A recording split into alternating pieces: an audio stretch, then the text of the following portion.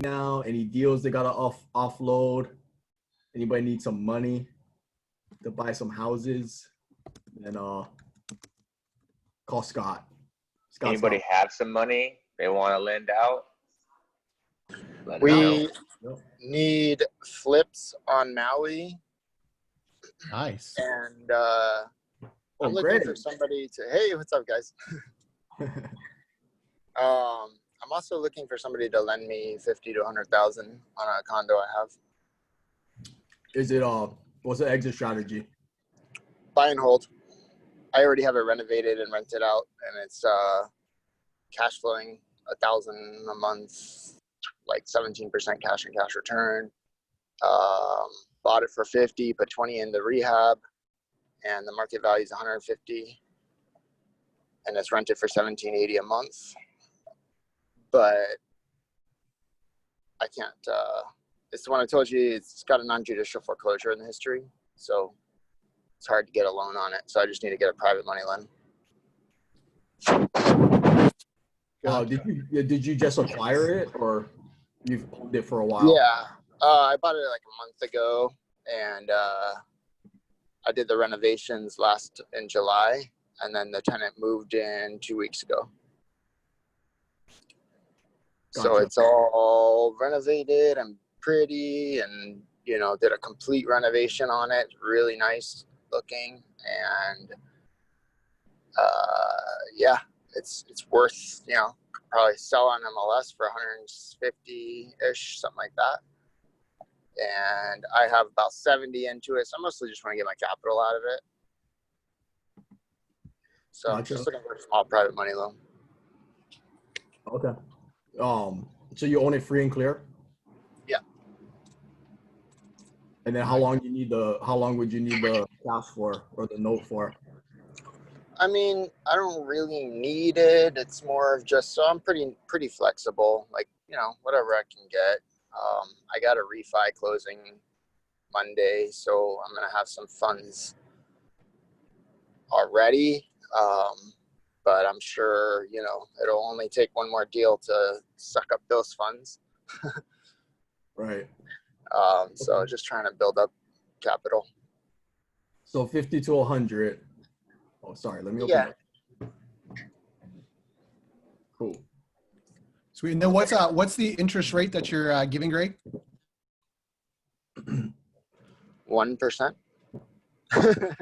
Sweet. No, I'm just kidding.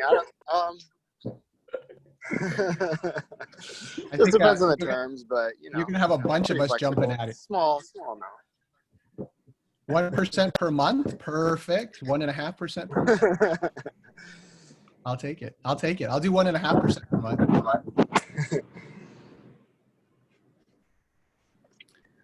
Awesome. Indar, I gotta ask you, how did you get that background to move like that? How did I get that deal? Oh, are you talking to me? Wait. No, I'm talking to Indar. Oh. You're muted, bro.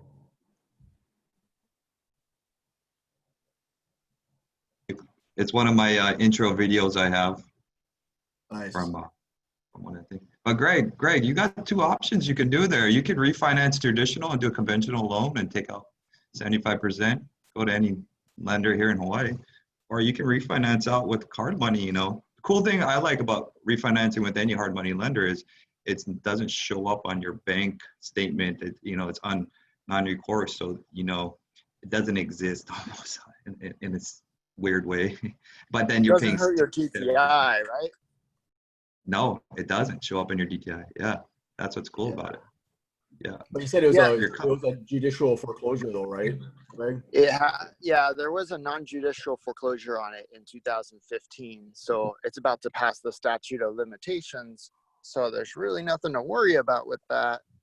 Not to mention that, for a reclamation, it would cost more than the condo is worth anyways. So it's not like, we all know that's not going to happen.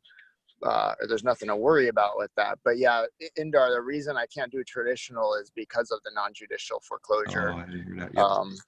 Yeah, so I kind of stuck there. And I knew that going into it. That's why I got this $150,000 condo for $50,000. Anyways, but Hey, Greg, You know. just for the benefit of those of us maybe who are new and don't understand non-judicial foreclosure, what does that mean? How did you get it? And how would a newer investor consider something like that? Yeah, so in Hawaii, well, I think pretty much anywhere, we have two main foreclosure methods: the judicial foreclosure and the non-judicial. Non-judicial means that it doesn't go through the court system. Mhm. So when you hear foreclosure in Hawaii, that generally means it's a judicial foreclosure, means the bank foreclosed and went through the court system. There's actually a court hearing to confirm, all this. A non-judicial foreclosure is a little, it's cheaper and it's quicker. And basically, a lot of homeowners associations did non-judicial foreclosures after, in the recession, after the recession. And it was a way for them to foreclose on condos for owners that were not paying homeowners fees, association fees. So the problem is that because it doesn't go through the court, you can miss things like paperwork might not be done correctly, or, and forgive me because I'm definitely not an expert on this stuff, so I might be a little off with it, but this is the general idea. Anyways, the homeowners associations would foreclose on a bunch of the units that were behind on HOAs, especially after the recession, and they would rent out the unit and use that rental income to recoup the back owed association fees.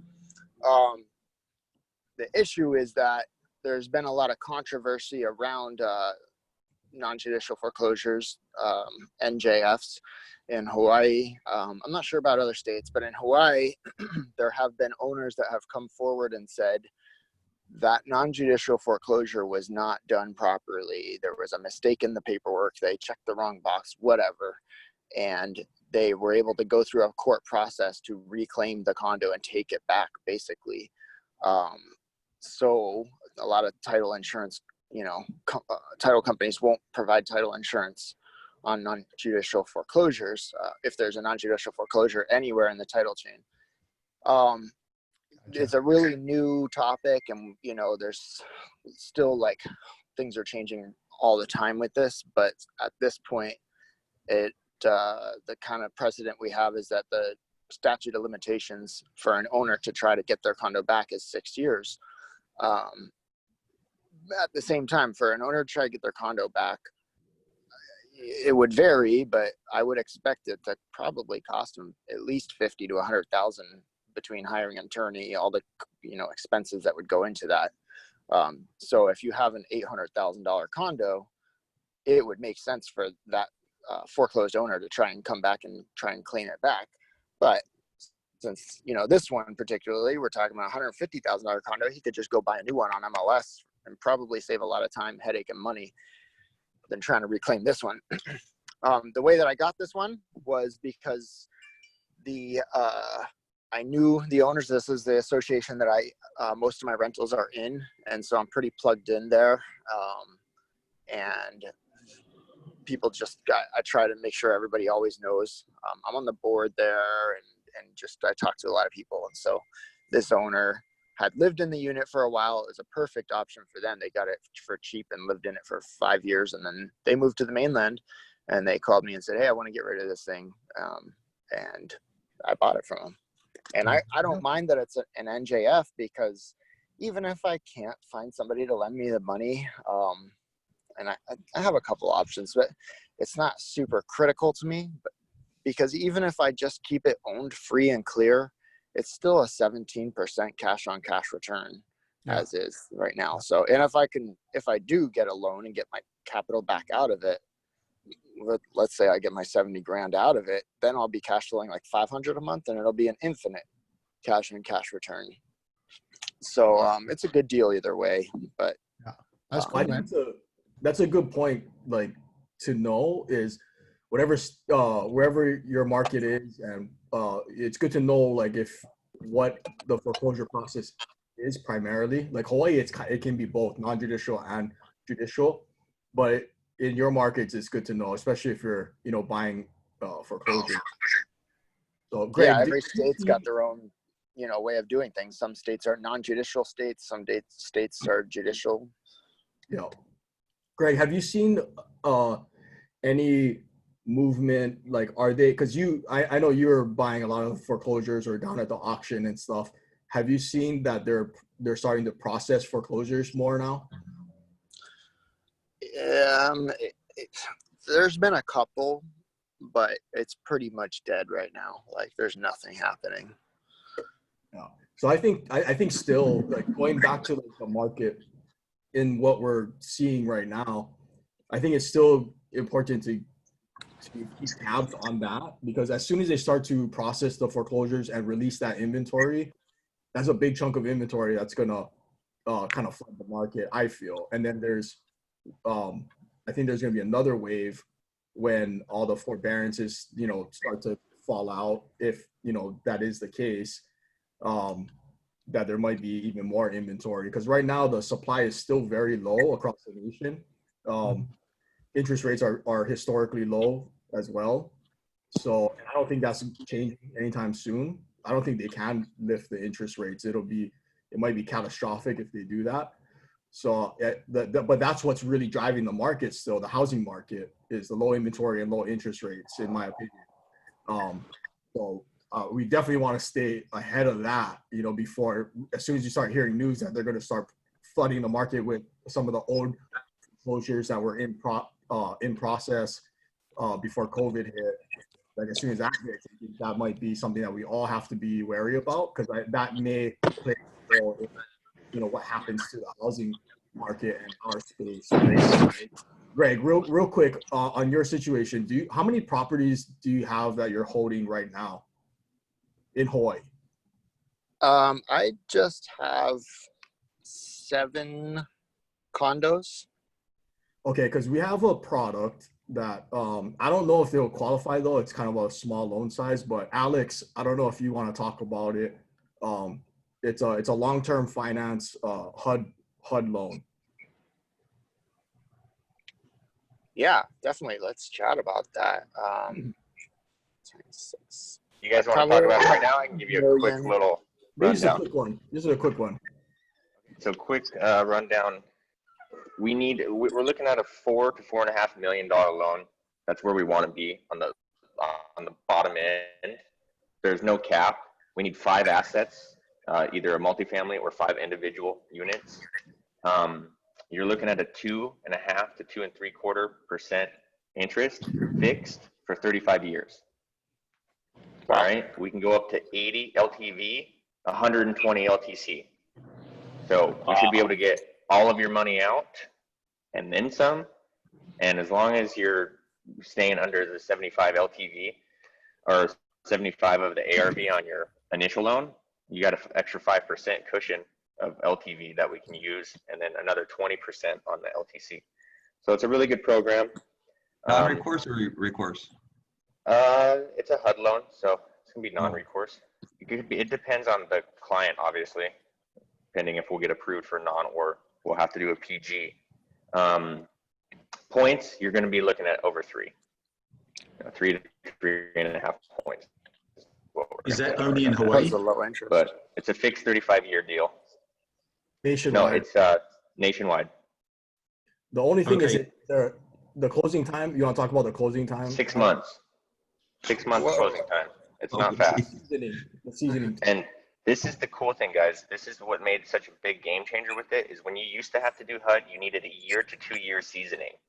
Okay? It's a 6-month loan, but we only need 30 days of seasoning. Wow. So pretty sure it takes most of us 6 months or more to do any projects that we're going to do, for the most part. So as soon as we start the initial loan, we can start this loan process. Wow. So it's good for people who are holding on to a portfolio, or maybe a apartment complex or something like that. If it's good for the takeout when you're ready to refinance, to bring the interest rates a little lower, right? Because usually the interest rates are higher for investment properties, but this product, I mean, it's a HUD loan, so we can help you guys with that if anybody's needing something like that. There might be 2 investors locally here in Hawaii that we're going to be helping with that one. So I don't know, Greg, if you fit that box, but if you do, why don't you can give us a call.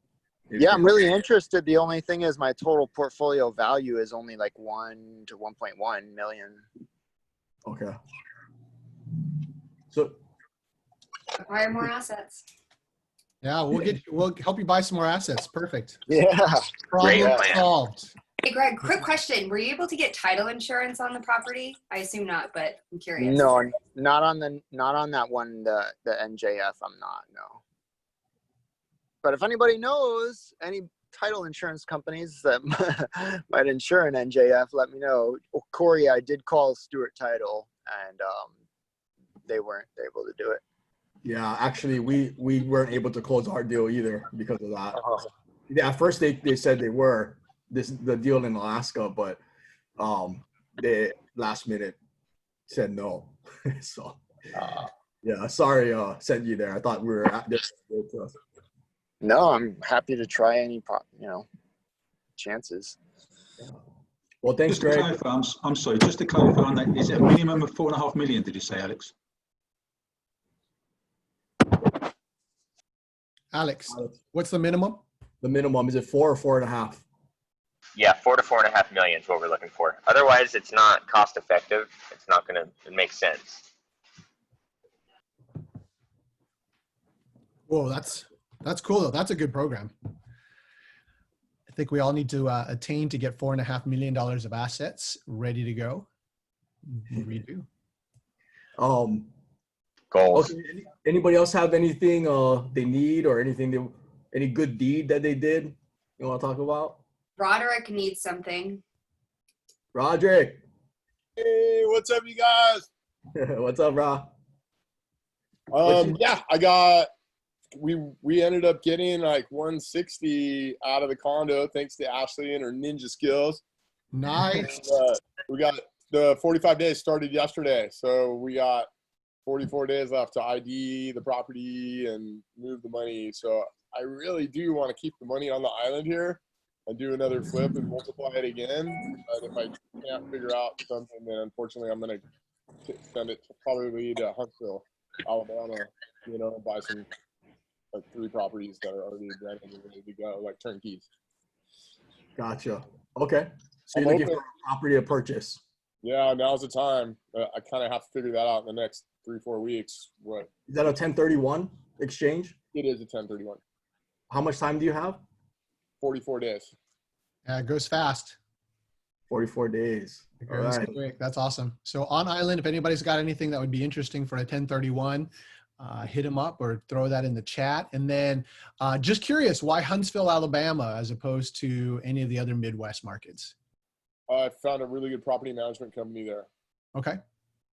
That's huge. So they say find the property manager first. Like, I'm not so much worried about the town, and I'm worried about the management. Gotcha. And how have you bought in that market before? No, we haven't. We bought one in Memphis, and we're supposed to buy another one in North Carolina. That's supposed to close soon. Nice. And then this company that I'm working with, they have like 3 that are coming online in Huntsville, and that's an emerging market. So it's a good one. That's Yeah, awesome. Huntsville's definitely appreciating. Yeah. People, do you know anybody in the with Kenji guys? Do they have anything that they're looking at that might? Because I know they look for value add. Yeah, well, there's definitely some options up here in Seattle if you're interested. Nothing on Oahu that I know of right now, but we have a few things up here in Seattle. Corey and I have a lovely place in Vegas that we'd be happy to sell you, but probably wouldn't be much of a flip. And then Tom Porter, who's also on right now, he is based out of Ohio, and he's pretty well connected there on turnkey investments. So you might want to hit him up as well as an option. So yeah, some good possibilities. Alex Camacho's down in LA, in case you're interested in the LA market. He seems to find some deals. Hey, no, Roger, do you know Josiah Smesler? I've listened to him on podcasts before. I know who he is. Okay, he's a good buddy of mine, so I can introduce you. He's actually in Huntsville, Alabama. Oh, really? Yeah. So I think, are we friends on Facebook? If we're not, I will friend request you. Yeah, I'll make the introduction because he's a good dude and he's out there, and I think he could help you out with anything you got going on over there. Cool. Thank you so much, Alex. Thanks, Alex. Thanks, Alex. Thank you, Logic. You should talk to Tom Porter too in Cincinnati. He's got really clean like presentations on his clips, so I would reach out to him. He's on here. Is he the one that talked one time on Coffee Talk here? He's in the chat too. If you want to reach out to him on a message there, you can exchange some numbers or be friends. So funny. That's such a funny term these days. Are we friends on Facebook? Right. Yeah. We're friends on Facebook, but we're not friends in real life, but we're friends on Facebook. What's really weird is if you're friends in real life and not friends on Facebook. Yes. That means that there were issues in the relationship. That's awesome. Okay. All right, on. It's what? Go ahead. If not, I want to introduce Jim over there. He's gonna be Jim and Loretta. I guess is Loretta not gonna be able to make it on, Jim? Yeah, I think she's wrapping up now. So any minute now, yeah. Cool. Okay. Well, Jim, I spoke to Jim like a while ago, even before we started these calls, right? But now we can kind of not really face to face, but virtually face to face meet. And Jim's always been on the calls, Jim and Loretta, as much as they can. So it's been great to know the both of them and hear their story and what they're going through. But we're going to be kind of doing a deep dive again with Jim and Loretta.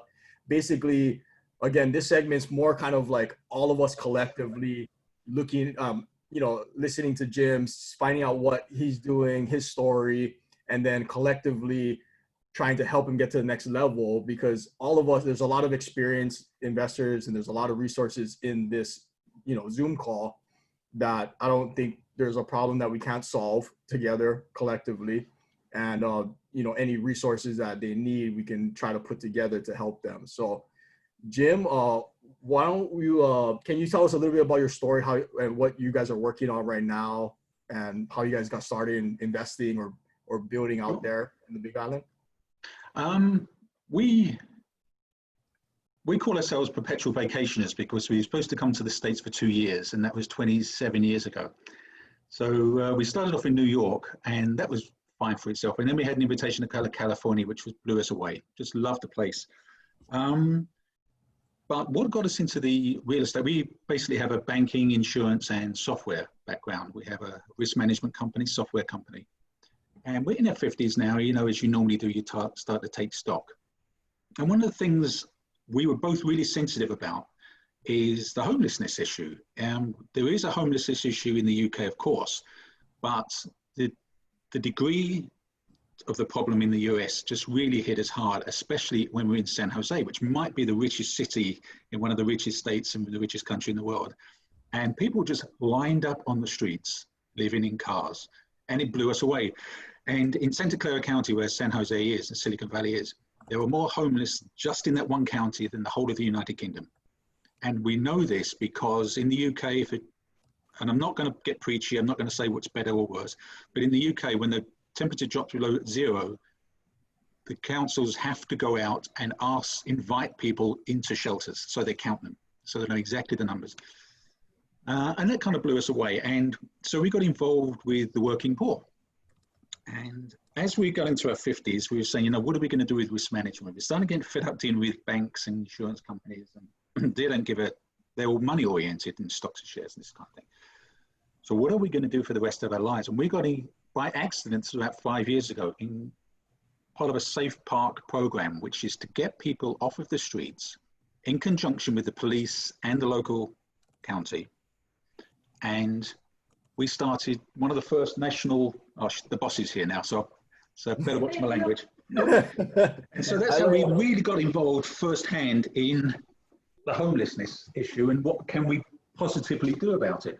We got involved with, the San Jose Mayor and Habitat for Humanity. And one of the biggest issues in Silicon Valley was cost. To do anything at a practical level, build homes, move people around, costs $1 million just for any lot of land.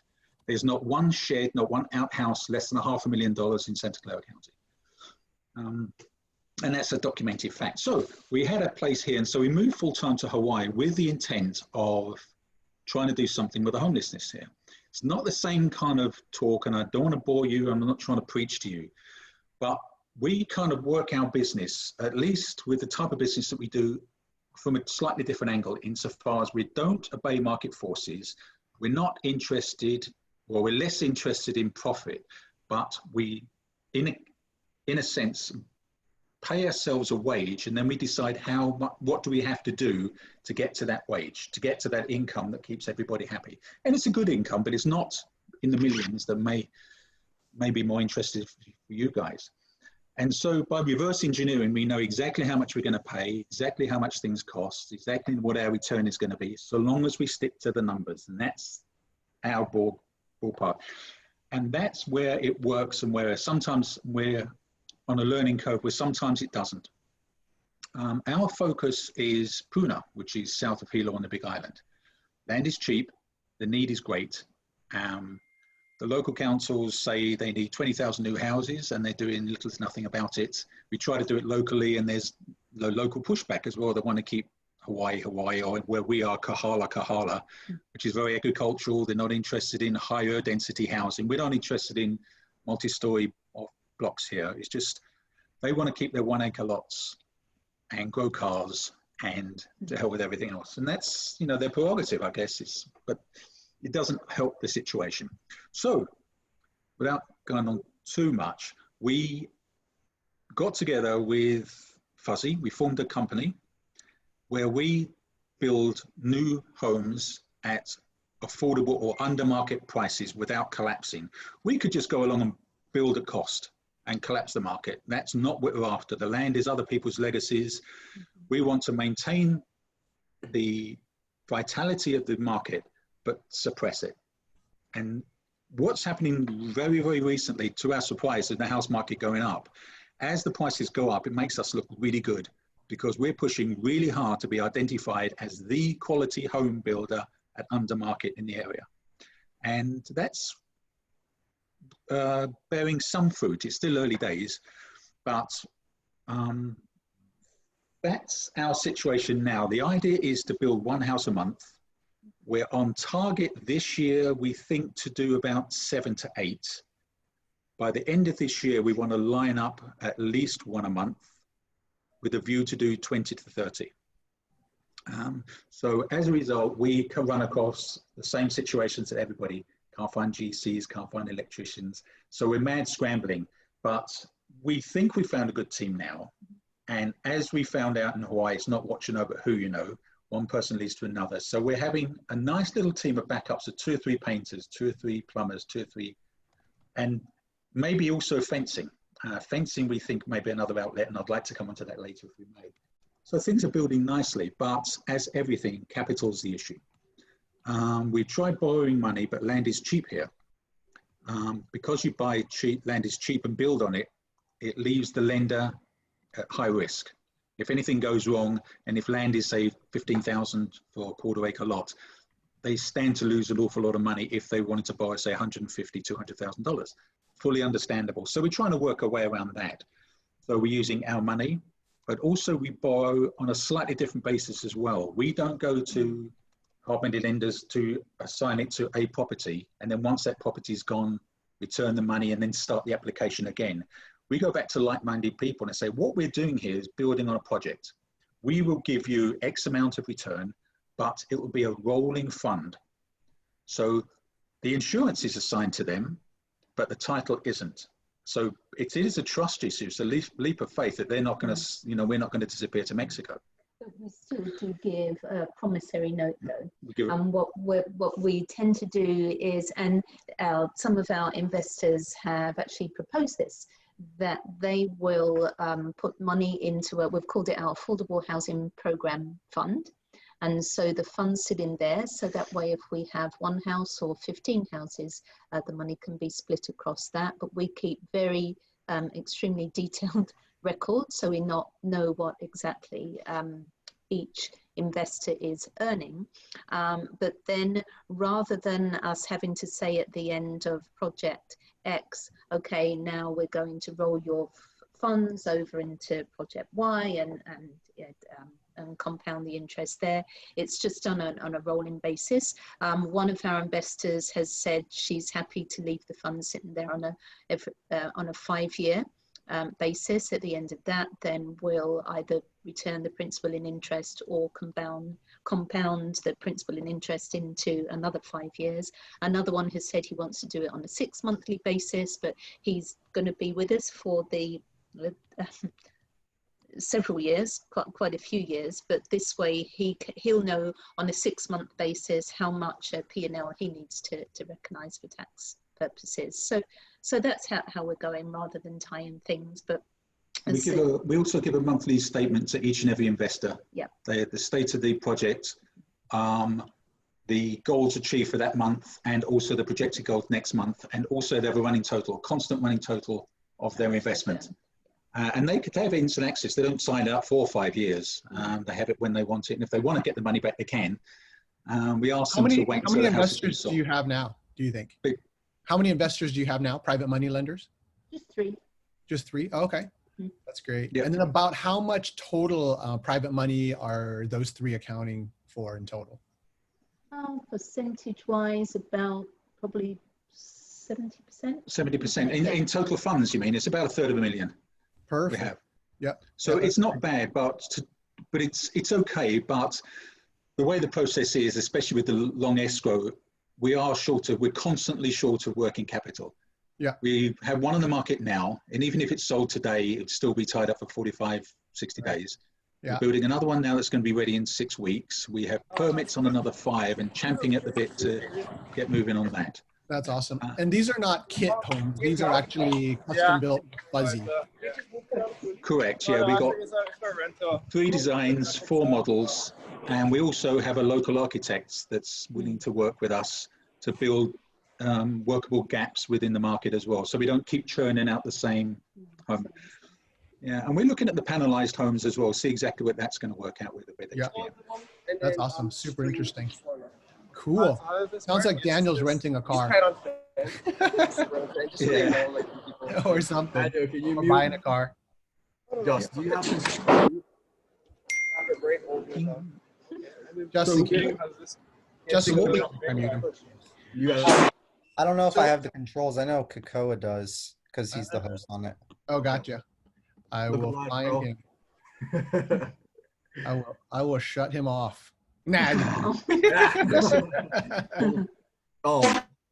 Well, I think I really like what you guys are doing out there. I've been in touch with Fuzzy a long time. I know he's been out there, building for a while now.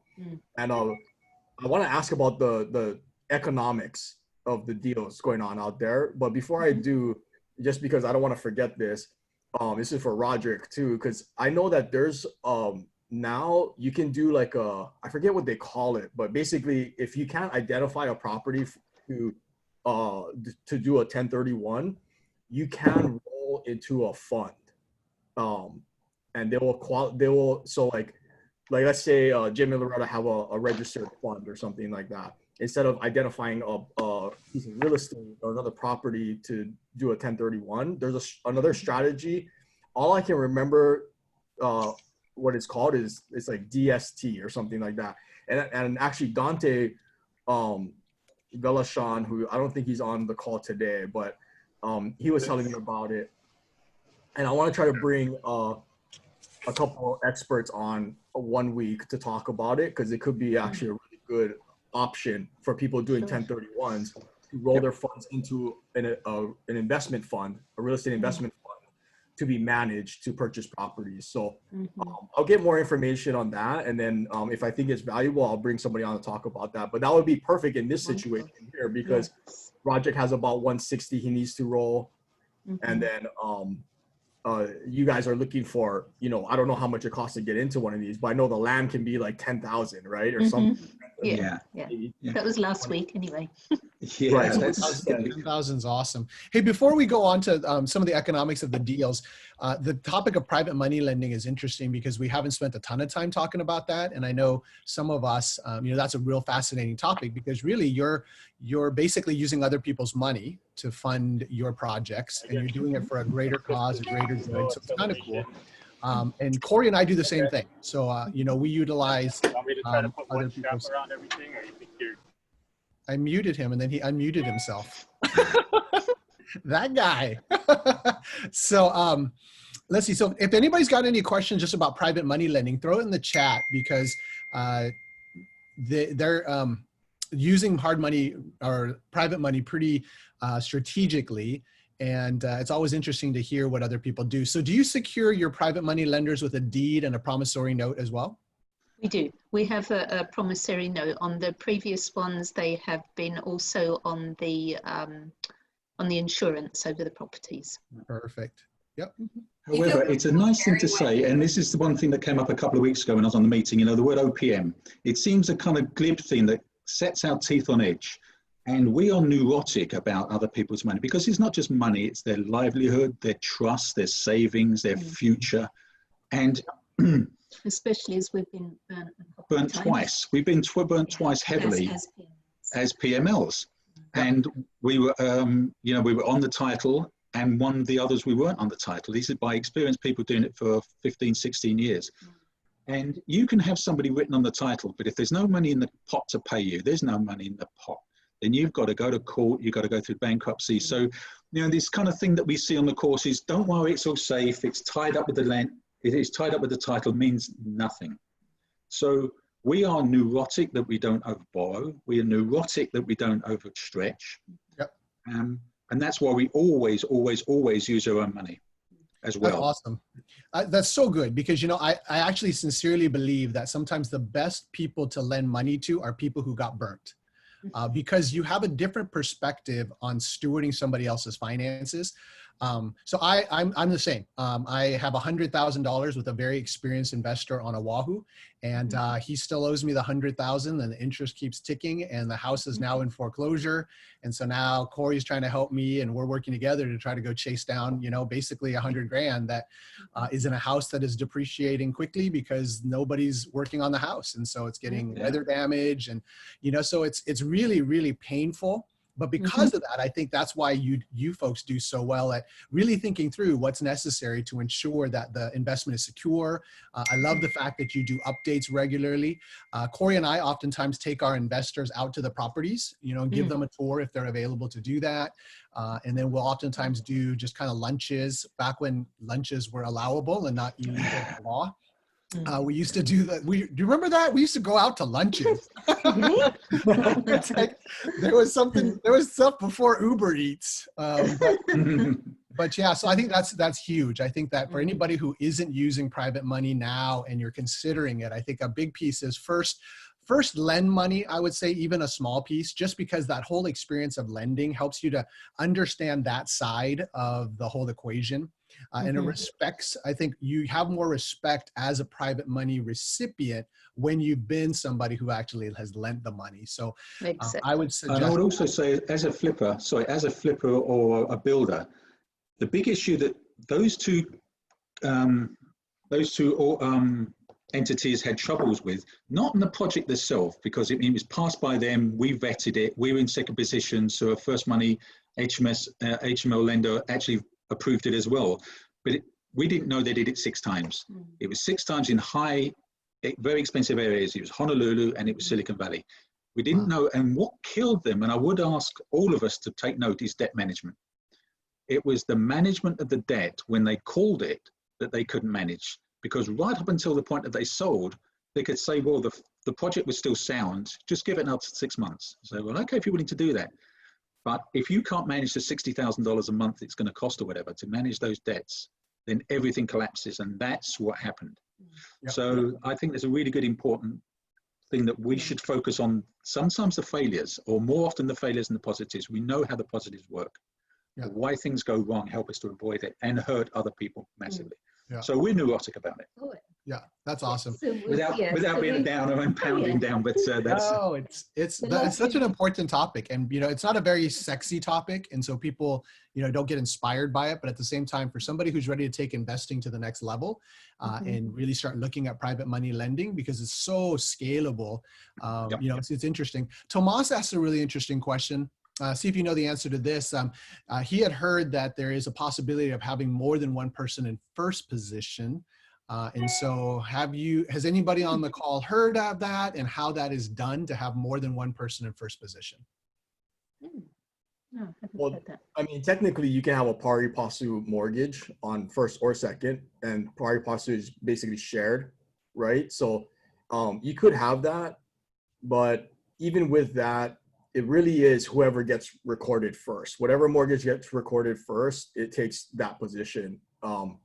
But if you have a mortgage that's pari passu with someone else, then it's considered shared. And normally that'll probably be private money, right? So your private investors, like if you pool maybe 2 or 3 people to do a deal and you want to put on pari passu first position, that's fine. It's just that they're going to split first position rights.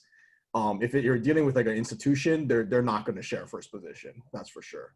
So that's a good question. I mean, that's a good question because you guys are using all private lenders, right? So,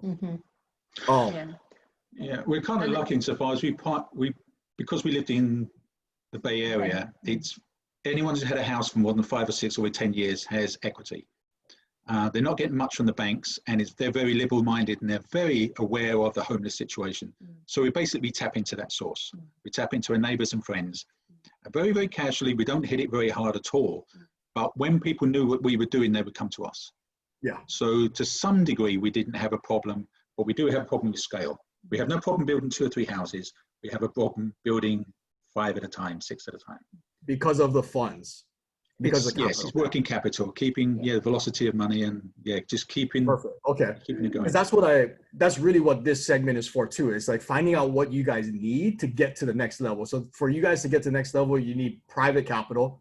And I did look at some of the deals, your guys' deals, and the only reason why we can't jump in yet is, like you mentioned, Jim, earlier, is the risk for a lender is so much greater when the asset is low value, right? Like when you're starting with raw land in a rural area, institutional lenders are very cautious about getting into that because you have to figure, let's say, well, let me ask you this. How much do you buy the land for on average? Oh, I'd 15. say, yeah. 50? Oh, 15. 15. 1.5. Yeah. So 15,000, you purchase the land. How much is the construction cost?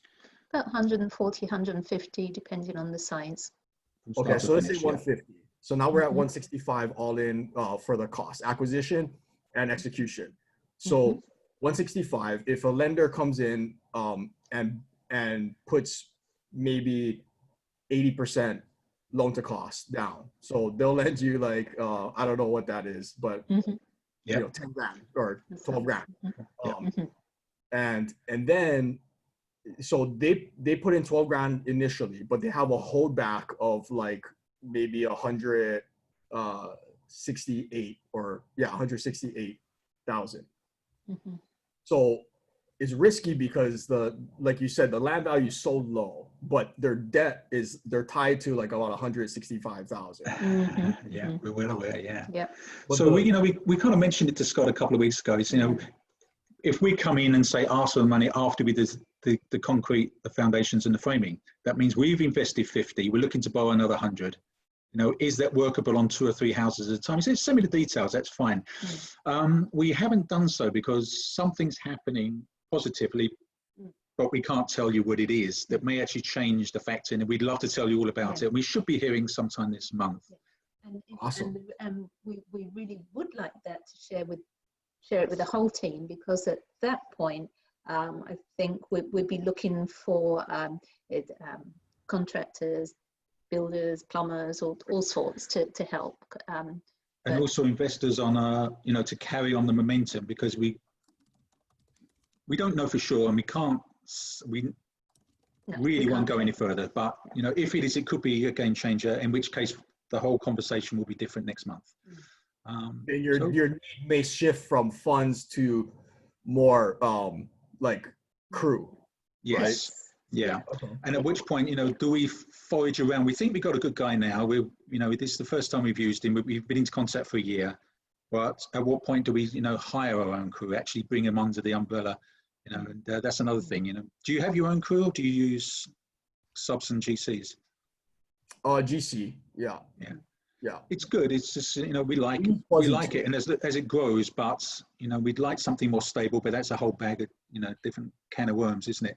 In which So case, you're not Jim, a flipper, you're now a developer. And in Hawaii, we use GCs. In Washington, we are the GC. Right. So we're basically where you're headed, and so that has its own level of complexities and liabilities and headaches, and the list can go on and on and on. yes. Is there pluses that outweigh the minuses of being your own contractor? Absolutely. You just got to be ready for the added level of work, I think, is the easiest way to do it. You know, when you have another GC, you show up and you're like, dude, do that. And why are you not showing up on Friday morning? You know, it surfs up, but, you know, get to work. But when it's your own company, it's, you know, you're trying to manage morale and you're trying to build relationships and you're, you know, so it just, there's a little bit difference there. I would not regret what we do in terms of having our own general contracting company. It's exciting. The level of quality that you can put into projects is fantastic.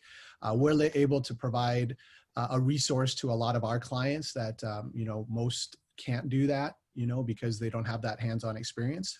But if you need some help on that, let us know. And Corey and I would be happy to help. Right. Yeah. Right. Jim, Loretta, what type of rate on return are you paying right now to the investors out there? We pay 10. Yeah. Yeah. 10? So, okay. Yeah, we have paid higher in the past, but yeah. Okay. All right.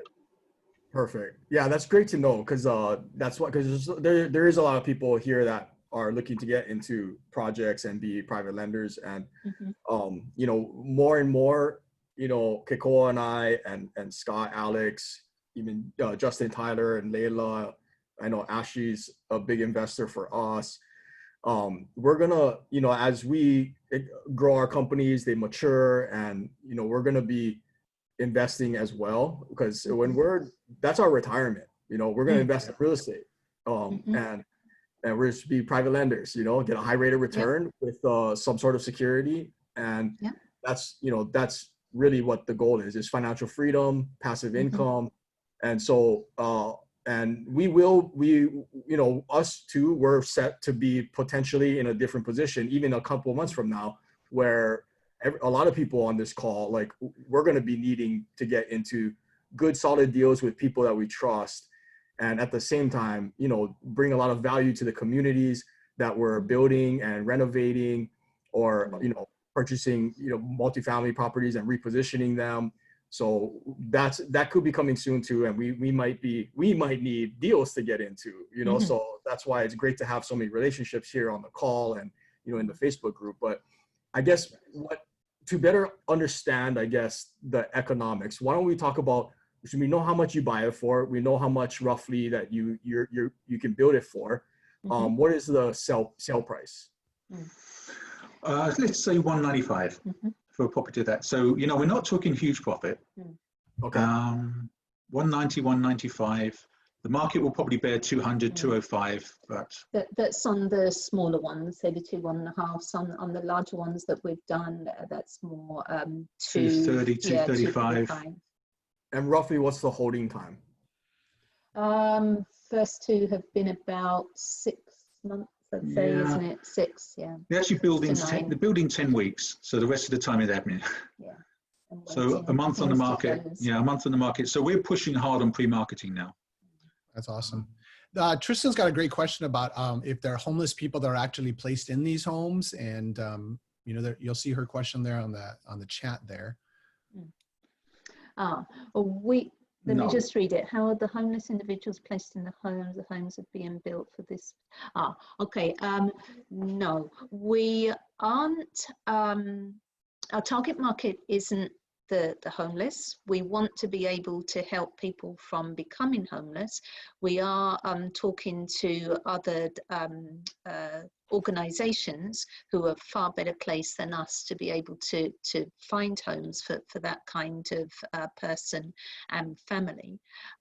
So what we are the people that we are looking at are hardworking folks who can afford a mortgage, but can't afford any of the houses that are out there. So what we want to do is bring that price point down so that the people can move into those homes. So we're targeting people who live, say, 2 or 3 generations per house, in renting and feeling the squeeze, earn too much for Habitat for Humanity. They're our initial ones. Not all sold people. We build threes and twos as well, but our initial starting one is really that.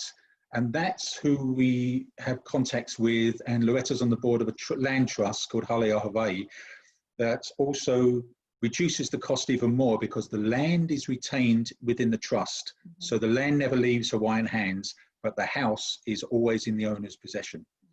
So if the land costs $15,000, just take $15,000 off the price, very, very simply. And look at $40 a month rent on a 99-year inheritable lease that's renewable for another 99 years. That's on the land trust side. In fact, one of the houses that we've built for the land trust. Got it. And what with my land trust hat on, the people we're trying to help there are those who were lost their homes in the earthquake the year before last. Sorry, the volcano. I was thinking California. Right. Okay. So roughly, and so I'm sorry. Well, how long did you say? What is your holding time closing to closing? 9 months. 9 to 10 months. 9 to 10 months. Okay, so I'm guessing your holding cost is roughly like $1,500 a month. Yep. Around that. Yep. Right. Yep. Okay. Okay. A little less, but yep. So are you netting like roughly like 25 or 20 grand a house? 25, 30. That's what we said. You know, we reverse engineering. We say, you know, how much? Because we're not standing on a street corner throwing money out. This isn't a charity. This is like, how can we use the system for the greater good? And if we can earn a decent living, we say, how much do we want to earn? How many houses do we have to produce? So produce that income. And yeah, if you know, it's pretty simple maths. You know, if we produce 10 houses a year and we get 25,000, that's $250,000. Thank you very much. And I have no problem earning. That's just on this. I mean, we do flips and we have rentals as well. But I don't think there's anything problem with earning $250,000 a year, building quality homes for other people. And this isn't something we do to retire. This is something we will do for the next 25 years. It's missional for you folks. It's something that you're passionate about. It's it is, and I was going to say. That's awesome, because I mean, when real estate becomes just about the numbers and the why is just about making money and buying bigger cars and other things like that, then I think we missed it. I mean, real estate will make good money, but when real estate becomes a passion that is driven by the need to serve others, so we provide housing that others can enjoy living in, then that takes a whole new realm. Like, you know, flipping for us, for Corey, Layla, when we go into a house to design it, we're always thinking about that family that's going to live there and what makes it functional, and does that bathtub need to be this way because there's going to be a baby that's bathed in that bathtub, you know? So I think that's awesome, and I think that's exciting. So one of the things, couple of things that I wanted to just, I know we're going into a few minutes after the hour already. Do buyers have to be Hawaiian? Nope. Okay. And then how long does it take? It was one of the questions. It's like, if we sell cheap, what's to stop them turning around and flipping and making an immediate profit of 20, 25,000? You know, we can write it, you know, you can't turn around the property within 3 years, but by the same token, if somebody's given a job promotion or better job elsewhere, we can't deny them the right to earn a better living. No. So it is a question that's come up both within the charity and also with amongst us, but you just have to trust a little bit, don't you?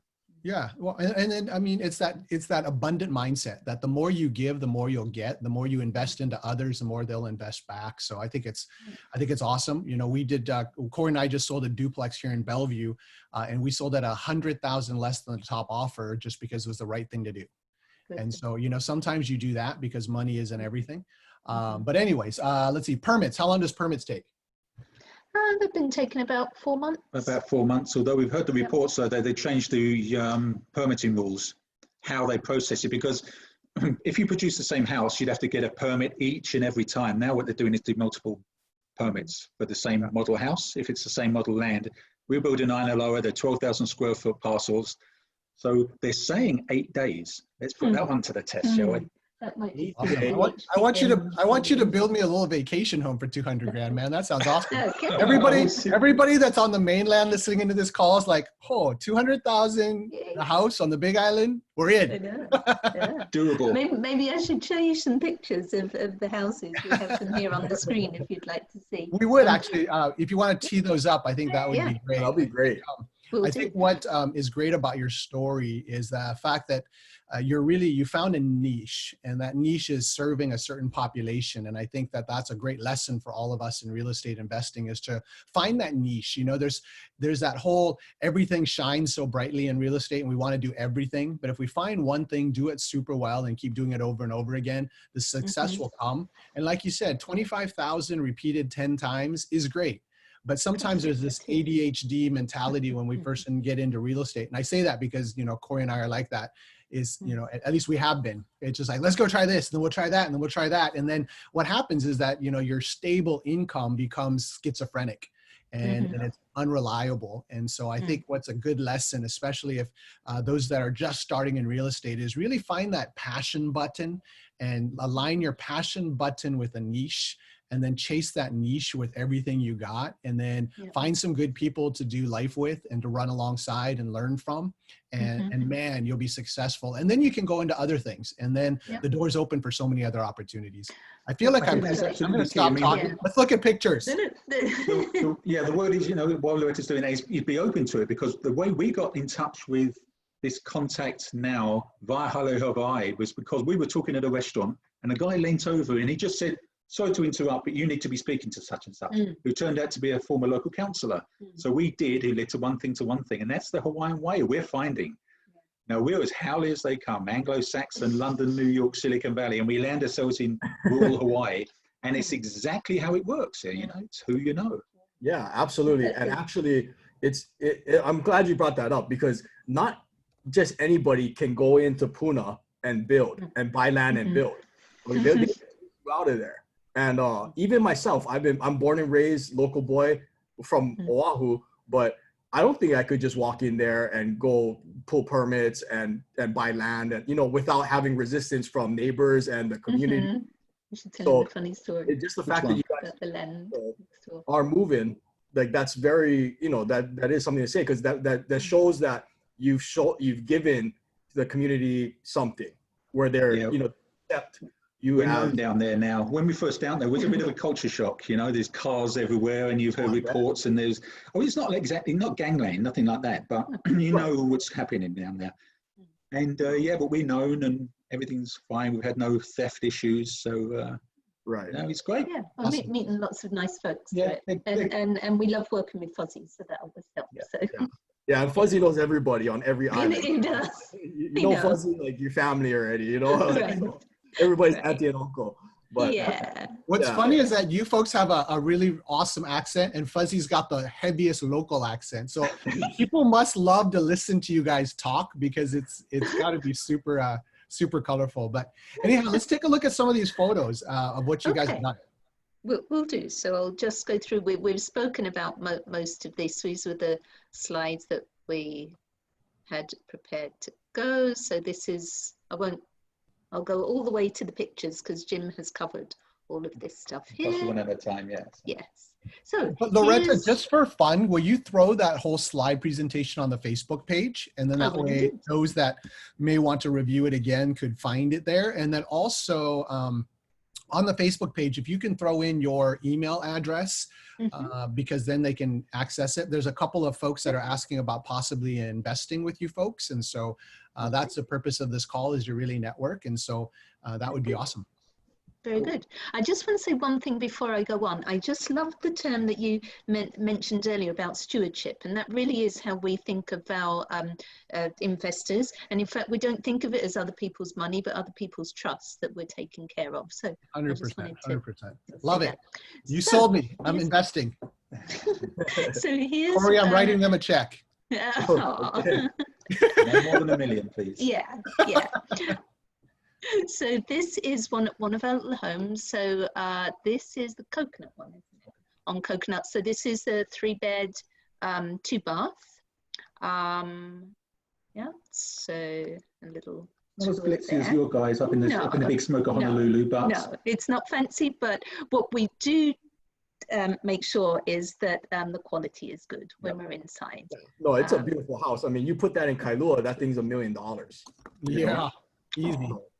Oh, good. And then here's the two 1.5. So different style.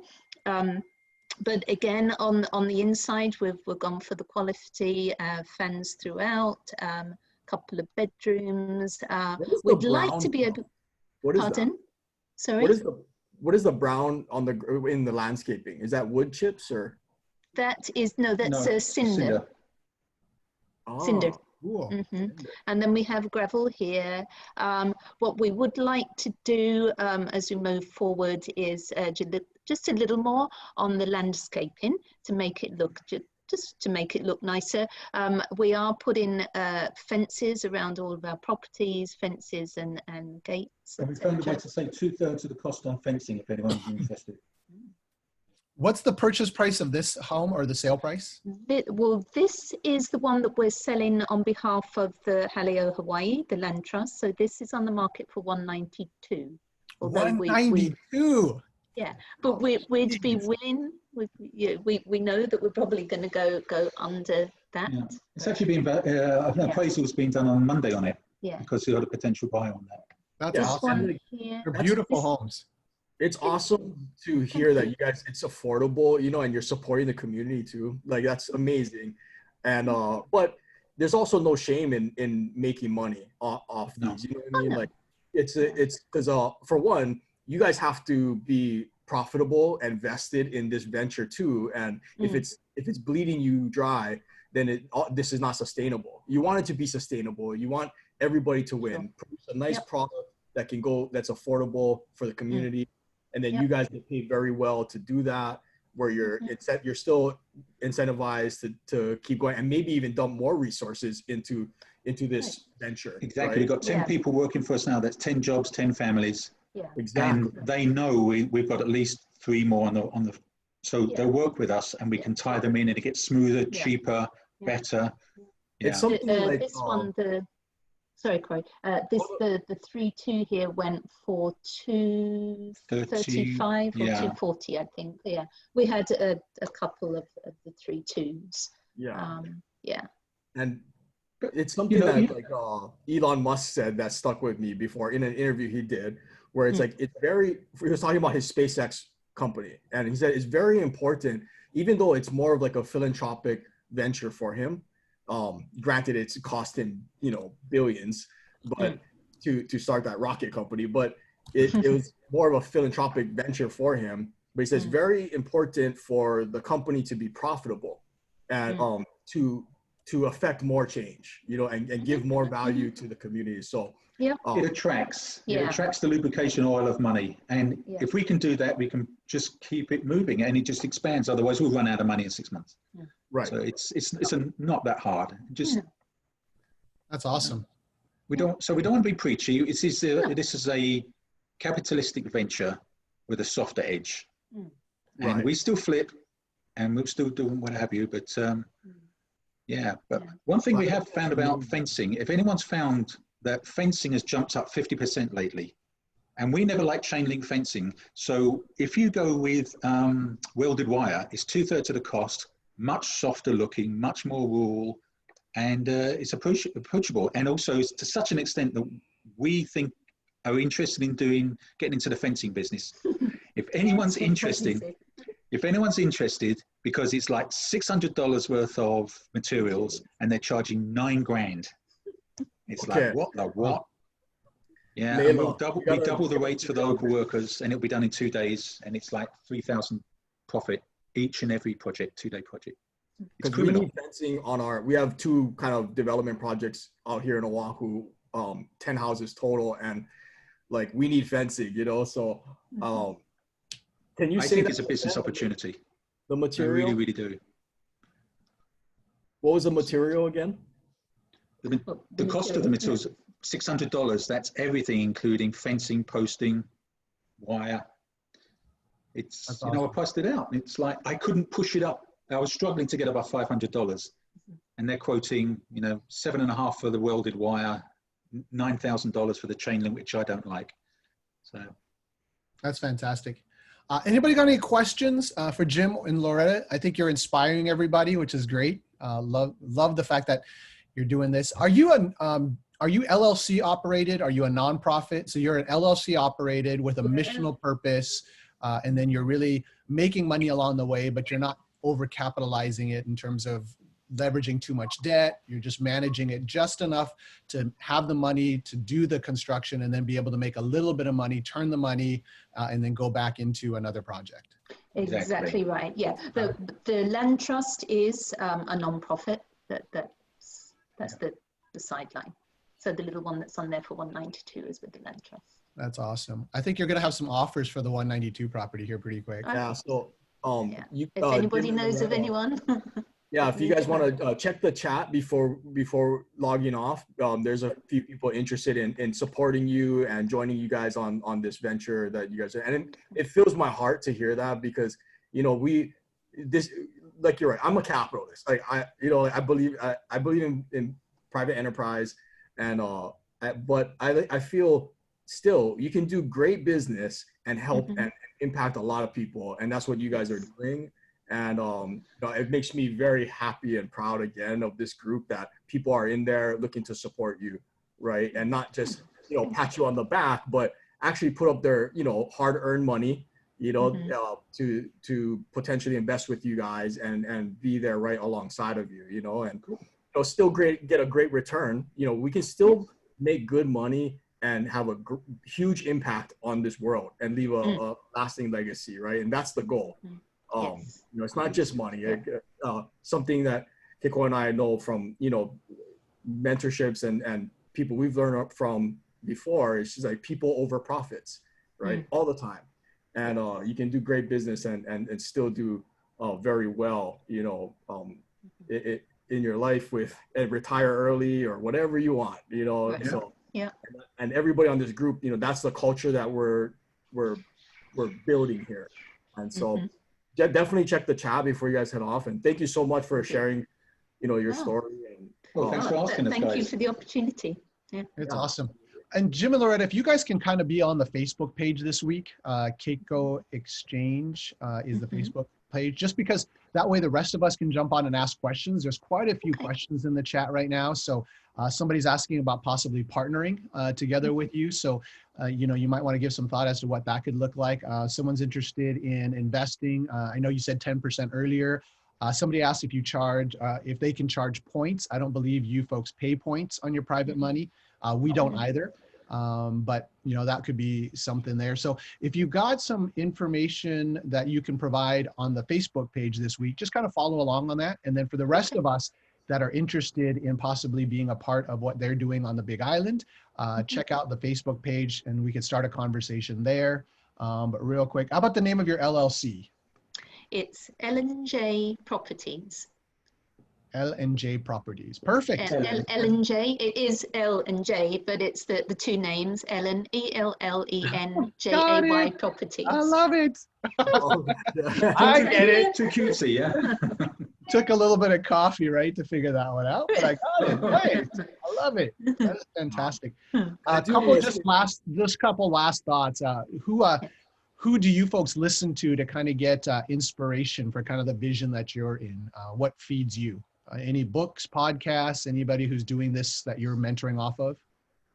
Not really, I must confess. It's actually witnessing what we, I think Silicon Valley, what it was, you know, when you people surrounded by such wealth, and then these people who are homeless, that's really the impetus to do something. Now, we can't change everything, but you know, we helped, there were 17 families, and that's 17 families, that's nigh on what, 50, 60 people, just in that little facility that we helped volunteer run.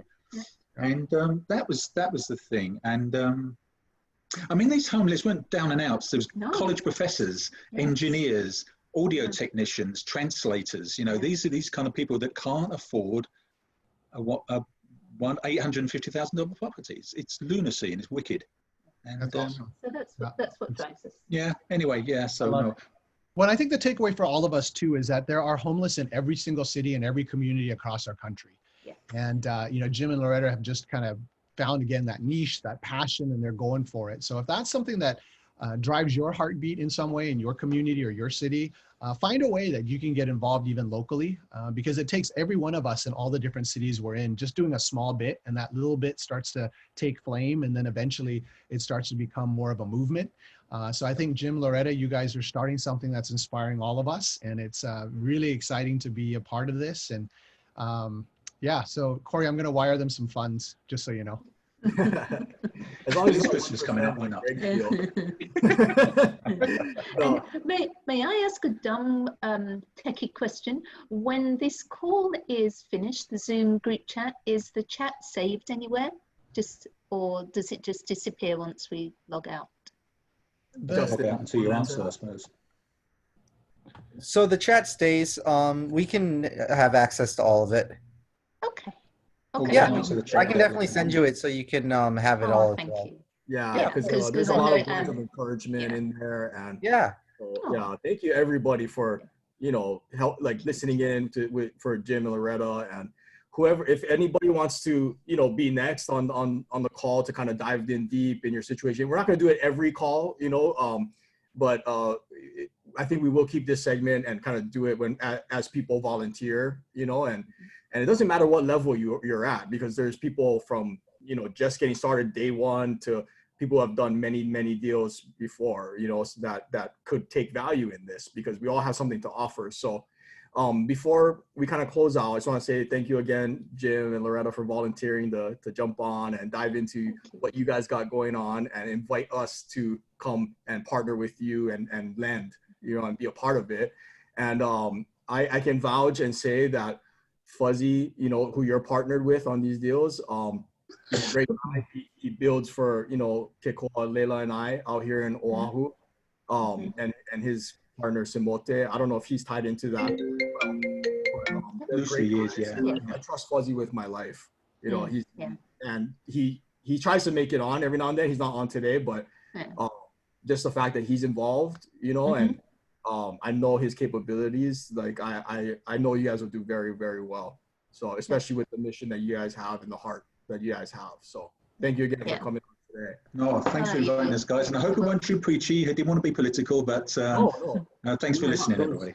Yeah, it was awesome. You all are awesome. We love it. So yeah, let's keep the conversation going on the Facebook page. There's lots of good stuff here, and we'll continue to learn from you. But and likewise, guys. Yeah, thank you all for your help and advice. Yeah, we're still relative newbies and learning a lot every single week. Thank you all. So, well, when the quarantine lifts, we'll do a mastermind on the Big Island. So save one of the houses for us, and there'll be like 100 of us that will stack up in the 3-bedroom. There you go. I get the bunk beds in. And Fuzzy just bought like a lava tube out there, and like has been inviting us. So everybody, By accident. It's actually a grave. Walk through his lava tube. Yeah. Did you know it's actually a grave? He bought this land and it has bodies in it. What? There's bodies in it? What? So he walked around the land. There's a hole in it. Good survey. And so we went in there and he said, yeah, it's got like bodies in it, so nobody can touch it. It's like an old site. So it's like, oh, well, that was 12 grand down the drains. Congratulations. He goes, I'll sell tickets. Okay, never mind. Let's not go. That's crazy. Well, I'm gonna have to text Fuzzy now. but that may have been the neighbor who just wanted us to. No, that was Fuzzy, he said. That's awesome. Well, thanks again, Jim and Loretta. We're super grateful for you. Sorry we went over. No, not at all. No, it's okay. Good fun, and thanks again. Okay. Yeah, thanks everybody for joining on Friday, this Friday. And as always, I'm gonna hang out for a little while.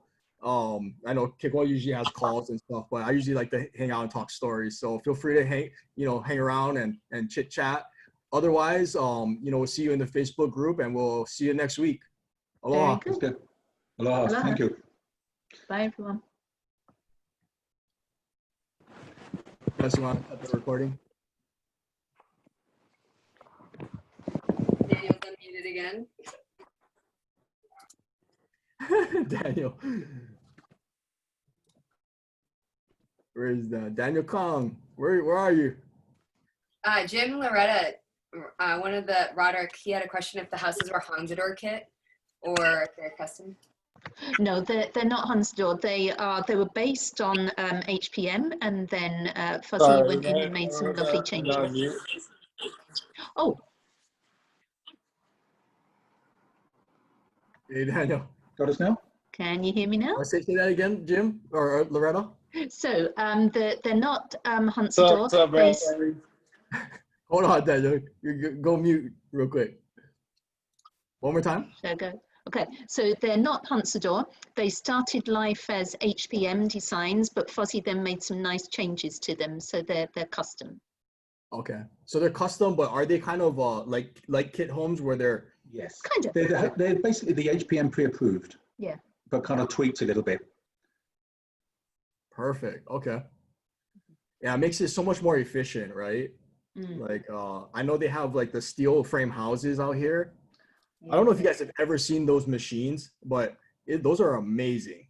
Like Yeah. you basically upload the CAD and it spits out every single frame. The holes are precisely where they need to be for the wires, for electrical and plumbing, and Yeah. like they I We saw would it before and it's amazing, you know, Yeah. and you know, and they can, you know, build it off-site, build a whole house off-site and build it, right? So it just cuts down the measuring for all the contractors and then the cutting of the wood, like all that labor is eliminated, right? So We have a contact in Sri Lanka that uses Chinese steel and designs houses in Sri Lanka. And we wanted to use him as part of the project here, but they're very open face. They're very modern, the glass walls everywhere. I'm not sure if it would work in Ainaloa. So you have got privacy issues, but on the right land, yeah. We love steel. And in fact, we would like to have a steel framed house on like a cliff's edge or something. especially where they're in Hawaii, like where there's termites, right? I mean, Yeah. all the structural, like you don't really want, I mean, we all deal with that, right? That's eventually. And the So- framing goes up in less than a week, 3 days. You basically got a house in 10 days. If they know what they're doing. Yeah. Yeah, exactly. And there's no mistakes too, because it's precisely where it needs to be, you know, all for the rough, you know, Yep. Hurricane proof and everything. Yeah. Beautiful. Beautiful. Way for the future. Yeah. Roger, I want to ask you a question. Have you had to do work? I'm sure you had to with steel framing. Like, is it easier or? Yeah, it's just different. We put little plastic bushings in all the studs, and then we run the wire right through it. It's just different, you know. It's cool. It's great. I would want a steel frame house if I was building a brand new house in Hawaii. Yeah, I know it's more expensive, but I don't know if like what you save on the labor. I don't know if it kind of balances out. Does anybody know? I haven't really gotten a bid on steel frame. I have no idea. It is it's about 10% more. 10% more. Yeah. Gotcha. We did a rehab that was a steel frame house that we took over. It was a burnt down one. There's this guy, we bought it from, his name was Chris something. He's like the man in steel frame building in Hawaii, mostly commercial. But yeah, they're pretty badass. I think the studs are not that much more price wise. I bet you like 5 or 10 grand difference. I'm just throwing it out there. Yeah. But you know, termites is awesome. Right. Yeah. Can you build it next to the, like if you're oceanfront? Can you have steel frame? Yep. Oh, you're gonna have to start building up now with the new laws, right? So you couldn't be on the ground like we're used to. Right. Yeah, But so- you don't have to worry about rust or anything like that. I don't know the codes. But Yeah, you can I- have floor to ceiling windows. You can have a whole bank of windows. Wow. Yeah. Some guys don't like dealing with it because it's like sheet metal cutting, you know, compared to contractors just like to saw and cut wood. You know, Right. you know? Yeah. It's just it's an easier way. Yeah. Hey Loretta, guys, so you guys are privately funding the whole deal with your private funds, right? You're not touching hard money at all. Right. No. We would if it was right. We've approached Coco Capital before, but you know, it does leave them exposed, and we get that. So There's you know, I don't mean to cut Corey guys off, but there's some couple lenders out there that will do it. But yeah, I think as I talked to Corey before, they want the land value to have their the backing of it all, almost like Yeah. right? Is Fully that kind of understandable. really the problem, Corey? It's the land doesn't have a strong enough value, really. Yeah, it's the land because I mean, as you start building, right? Like our risk is here, Yeah. and then the value of the land is here. As you start building and drawing, it starts to equal out, right? And then Yeah. the value in the house is a lot higher than the actual principal debt. So, but it's just a sticking point at But off the the start, you need to have enough. and then a lot of it is like there's minimums too, minimum loan amounts too, or it's too small. It might be 75,000. Yeah, yeah. perhaps you can bundle it, you know, and then it makes it a little bit less risky because if you do a blanket loan across multiple lots and stuff. I looked at it from all angles with Fuzzy, and we couldn't do it at the time. I haven't looked at it in a while, but I'm guessing it's even harder now because of the COVID. Yeah, I was with Fuzzy in Vegas, and I was trying to wrap my head around, you know, just to help Fuzzy because such a cool guy. Like, how could we make this better? How could you get hard money involved? And you know, it's like trying to figure it out. And you know better, of course. Yeah, so hopefully, you know, there's people here. It sounds like there's people here interested in joining you guys. So hopefully, there's something that can. I think you guys have a really good opportunity over there. I mean, it's only going to go up in value, of course. Yeah, it's a prime location really, and you know, we found it through Fuzzy, and it was just a bit of a culture shock, but the need is so great, and it's just been ignored, and it's seems to be the last stepping point, that and Ka'au, before you just leave the islands completely. They move from Oahu to Maui, Maui to the Big Island to the east side of the Big Island, and then there's nowhere else that they can afford to live, and it's like Vegas. And it's heartbreaking, really. 20 years, everyone in Hawaii, well, at least on the Big Island where we are anyway, it's going to look like me. It's terrible. Up in Kahala, it's beautiful up here, but, you know, there's nothing for the kids. They're moving away. And it's all plantation land, and it's terrible. Yeah. It's been a while since I've been to Hilo side, and I have a lot of family out there, and I can't even remember if I've been to HPP before, like that side. From what I hear, it's a lot different from when I was last there, probably like 10 years ago. Yeah. You know, I'm sure. Yeah. Even Aina Loa is changing. We notice when we go over there, because the lots are basically all wooded, they're now being cleared so you can see sky. It has a fresher feel like HPP. And bit by bit, Aina Loa, some may call it gentrification, but quite honestly, we're okay with that. But it's just it's less buggy, it's fresher, you can see the sky, and it's just smartening up. I think it's a great place to live, yeah. Another 10 years, it's going to be prime place, you know, whole island, I think. What lava zone is it? Are you guys? Three. 3? Okay. What's the insurance like on that?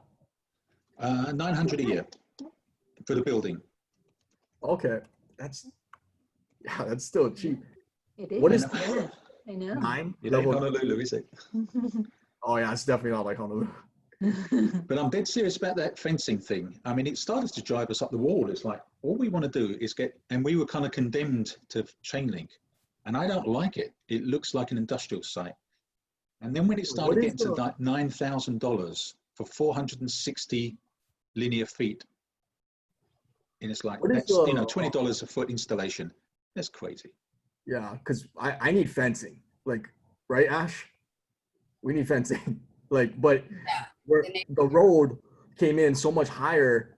The bid came in so much higher than I expected. So I was thinking about taking it out of the fencing budget, you know. But if there's options, for your Makaha project, Corey, you need I know a cheap guy. fencing guy. Yeah, local boy, small time guy, you know, that's the kind. You're gonna do chain link around the whole thing, Makaha? Or vinyl, white vinyl? Have to do, I mean, yeah, just because the budget wise, but yeah, possibly. I might hit you up then, Indar, if you don't mind. I know a small time guy that can help you guys. Yeah. Good guy. Because I got to get that thing to market very fast. So, Jim, what were you saying was the name of the material that you guys switched to? Welded wire. It has a softer look. It's the square one. So it's metal fence posts, and every 4th or 5th is wood. And it just looks softer, more residential. And it looks like chain link? It looks like chain link, or what does it look like? Well, no, instead it's squared. It's like 4-inch squares. Yeah. and very simple. We just priced it out, and it's no I money. know I don't like the look of chain link fence, but sometimes it's just the cost. I know. It's- But there are alternatives. The other one we're looking at is ranch fencing, which is like the 3-bar. Mhm. And you can go to get, 1x4s, or if you can get, the offcuts of wood, treat them, paint them, and it looks really nice, just at the front even. Actually, Fuzzy I'm does those. Yeah. finding, Fuzzy. yeah, it's He beautiful. does those It's nice cheap. ones. Yeah, Fuzzy's got That those. was actually us. Oh, That bless Oh. his heart. yeah. In England, everyone has a fence. It's kind of a cultural thing and even a legal thing. Mm. So the first house we joined with Fuzzy, it was on Ainaloa, and he says, "Oh, people don't have fences over here." And he said, "Yeah, we really kind of want it." And then, bless his heart, he actually installed the rail fence at the front Yeah. for us, a surprise for us. Yeah. But typical us, we turned up a day early just as he was doing it. Oh man, yeah, I was going to surprise you. But it looks great. It looks great. It looks modern, it's clean, and it's cheap. Yeah. I think fences are important too. I mean, it really creates your privacy of your place, and it creates that chicness. And it adds value. Yeah. You're not going to get your money's back. You're going to get 2/3, maybe half, after 2/3 of it. Yeah. You got a And curb that's a appeal. good point Better on- curb it. Yeah, and a good point there on value that I should have mentioned earlier is, we want to keep the house prices down, but we don't want to depreciate the market for the other people who already own there and have built their homes or paid for Right. them. So Yeah. it's playing that happy medium. Yeah. I mean, Well, you still that's want to what they make have. money, and you still want to Mhm. sell at a right price, but you don't want to drive it up. Yeah. And You you know know, what? really interested in market forces. If we feel we're being gouged or pushed, we walk away. And it's the same with us. If somebody offers us 220 for that house, we wouldn't accept it. Really? No, it's like, that has a negative effect. I mean, no, we wouldn't. I mean, Because there's strategies where you can create your own comps and you create your neighborhoods in the sense that you know what you're building and creating, so you can start even buying flips in that area, and you're going to create your own comps. I mean, I kind of do that in Waianae, where we create our own. We know where we're at because of our previous builds. Right. but that I takes mean, volume, doesn't it, end up?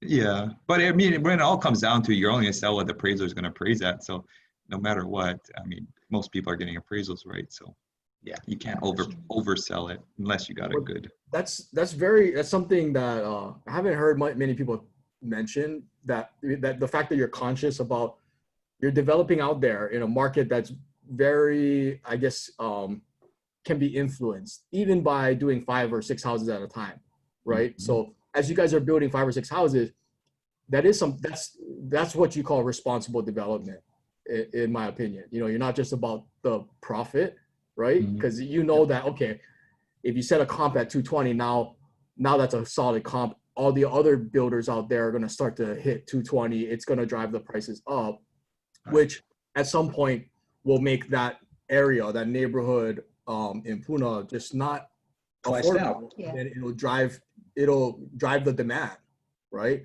So like, I get what you're saying. It's smart. You're playing the long game, but you're also socially conscious. That's a very new market, right? You're developing out there. It's pretty rural, and it's in need of housing. So you need to, but at the same time, you feel the responsibility to serve the market in the right way, because you know the influence that you have. Even though it's maybe 5-6 homes that you're doing at a time, that can still set precedent in a market that's very can be influenced easily, because Massively. I mean, and within Ainaloa, there's paved and unpaved as well. And you go a quarter of a mile down the road, and it'll cost you $30,000 more.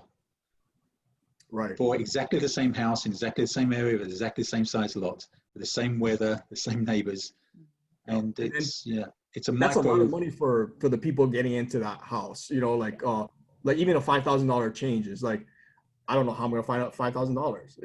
It's like, that's their situation. So that's admirable. And that's where we've done helped out as well on a few of the deals, is that they were short that 5K. So we said, well, okay, and you don't necessarily have to drop it down. You can give it like a forgivable loan for that 5K, so they can still get in. And what we'd like to do, Fuzzy Me and us and Fussy a little bit disagreement. He said he wants to do a house, like give away a house, and I was thinking, well, I'll do one at cost. So, but you know, I have no problem with doing it at cost. I mean, what do? We sit on our rear ends, we make a lot of phone calls, we bear some of the risk, but it's not like you're working at a coalface on your knees, is it?